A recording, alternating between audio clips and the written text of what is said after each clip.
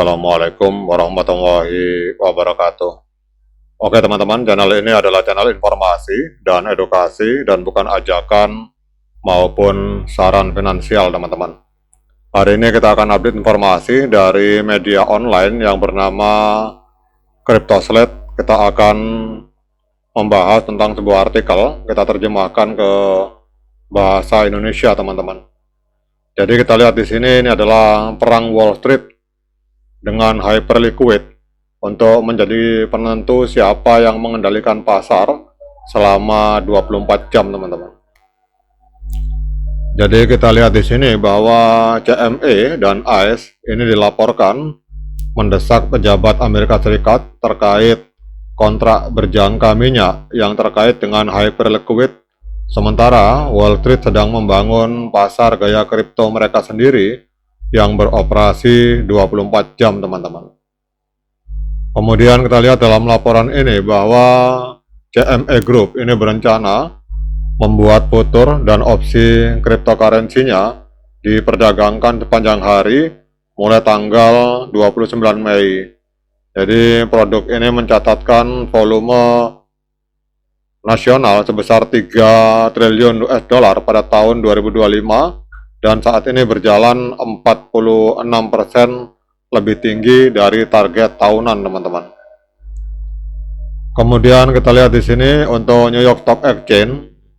New York Stock Exchange milik dari ICE ini sedang mengembangkan platform sekuritas tertokenisasi yang dirancang untuk operasi selama 24 jam, kemudian penyelesaian instan, kemudian pesanan dalam ukuran dolar dan pendanaan berbasis stablecoin.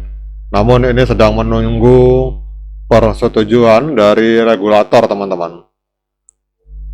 Kemudian kedua operator bursa tersebut telah mengalihkan modal dan infrastruktur ke arah struktur selalu terbuka yang sama yang dipelopori oleh venue kripto asli. Kemudian Bloomberg melaporkan pada tanggal 15 Mei bahwa kedua raksasa bursa yang sama ini mendesak pejabat Amerika Serikat untuk menertibkan hyperliquid teman-teman, sebuah venue kripto lepas pantai yang telah membangun model tersebut sebelum pihak yang sudah mapan mengajukan proposal. Jadi menurut orang-orang yang mengetahui diskusi tersebut, CME dan ICE menuduh bahwa lingkungan trading anonim hyperliquid itu dapat mendistorsi harga minyak global, memfasilitasi manipulasi pasar, dan memungkinkan aktor negara untuk menghindari penegakan sanksi teman-teman. Kemudian Bloomberg juga sebelumnya melaporkan pada bulan Maret bahwa kontrak perpetual hyperliquid yang melacak minyak mentah WTI menghasilkan volume lebih dari 1,2 miliar US dollar dalam kurun waktu 24 jam selama lonjakan harga minyak tradisional yang sebentar menjadi pasar kedua paling diperdagangkan di platform tersebut teman-teman. Jadi kalau saya lihat di sini teman-teman, ini kelihatannya CME Group kemudian ICE ini market yang sudah umum, katakanlah market saham yang selama ini juga menjual saham minyak. Ini kelihatannya merasa terancam dengan adanya hyperliquid, karena kita tahu hyperliquid adalah semacam DEX dan 24 jam non-stop teman-teman. Sementara kalau CME Group kemudian New York Stock Exchange pasar saham itu bukanya hanya 5 hari teman-teman, sementara untuk hyperliquid ini bukanya 7 hari 24 jam. Jadi kalau kita lihat di sini ada pengajuan yang dibawa oleh CME dan ICE ke Washington adalah tentang siapa yang berhak menjalankan pasar berkelanjutan ketika minyak berada di atas meja, dan apakah para pembuat kebijakan akan memperlakukannya sebagai masalah integritas pasar atau masalah persaingan teman-teman. Kemudian kita lihat di sini bahwa DeFi lama mencatatkan hyperliquid dengan volume perpetual 30 hari sekitar 176,4 miliar US dollar, kemudian volume perpetual 24 jam sebesar 7,9 miliar US dollar, dan open interest sebesar 9,3 miliar US dollar. Ini kita lihat totalnya menjadi sekitar 2,15 triliun teman-teman. Jadi hyperliquid ini menyumbang, kita lihat di sini menyumbang sekitar 31,7% dari volume perp DEX on chain dalam 30 hari. Jadi intinya teman-teman, ini kelihatannya untuk market tradisional sedang kalang kabut, merasa tersaingi dengan hyperliquid.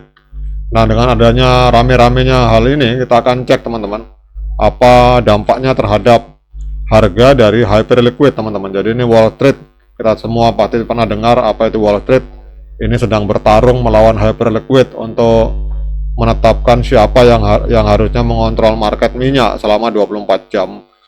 Kita lihat di sini dalam pertarungan ini ternyata dampaknya sangat luar biasa teman-teman. Ini kita lihat pada saat market kripto sedang mengalami penurunan, hyperliquid ini malah menggila teman-teman, naik sekitar 5,16%. Sekarang naik lagi 5,19% dalam 24 jam, di perdagangan di angka 43 US dollar teman-teman.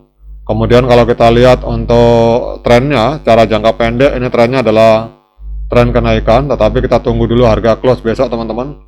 Jadi karena informasi tentang Wall Street ini baru 4 menit yang lalu diposting di CryptoThread, yang kita akan lihat ini kalau misalkan besok ini pada tanggal 18 misalkan ini harga close di atas, berarti trennya sudah tren kenaikan teman-teman.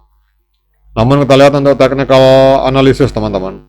Wah, ini luar biasa teman-teman, ini hyperliquid analisa dari TradingView. Kalau kita lihat di sini moving average sinyalnya strong buy, pembelian yang sangat kuat teman-teman untuk hyperliquid.